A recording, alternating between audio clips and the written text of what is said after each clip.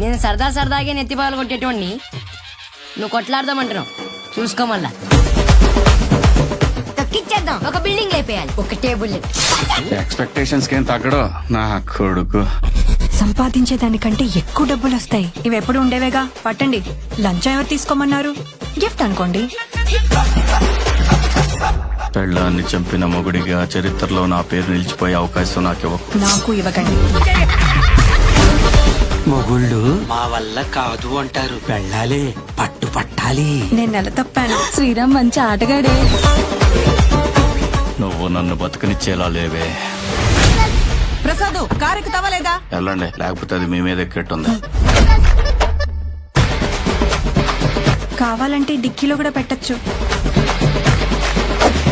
ఇది మర్డర్ కదా? మీ family criminal family కదా? మాది కళాకారుల ఫ్యామిలీ అండి.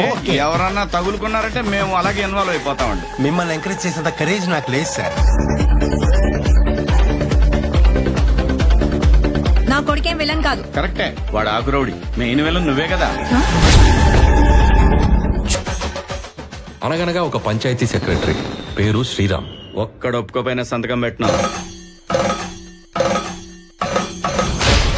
నీతి నిజాయితీ అని నాకు బాగా కావాల్సిన వాళ్ళే. భర్తకు తగ్గ భార్య ఉత్తర. అతను ఎవరో డబ్బులు ఇస్తానంటే వద్దన్నారంట. లంచం తీసుకోవటం నేరమే.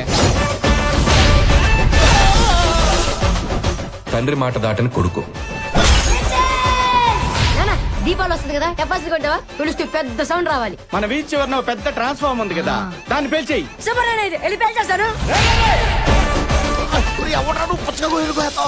మనీ ప్లాంట్ పక్కింట్లోంచి కొట్టేశాడు. చెప్పరా? సరేపా. ఇదంతా నాణానికి ఒకవైపు మాత్రమే. వాడు నువ్వు అనుకున్నంత శుద్ధపోసేం కాదు. ఎట్టి పరిస్థితుల్లో మిస్ అవ్వకూడదు నాకు. శవాన్ని పడేయడానికి ప్లేస్ చూసారా? మా దగ్గర గన్ ఉంది, ఒక టేబుల్. ఒక ఫ్యామిలీ ఇంత భయంకరంగా ఉంటుందని మొదటిసారి మిమ్మల్ని చూసిన తర్వాతనే తెలిసింది.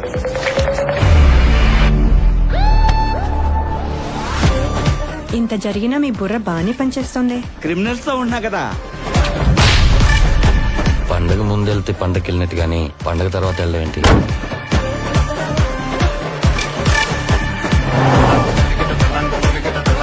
ఖచ్చితంగా శ్రీరామ్ గాడు ఏదో చేస్తున్నాడు. పంచాయతీ సెక్రటరీ శ్రీరామ్ మీద డౌట్ వస్తుంది.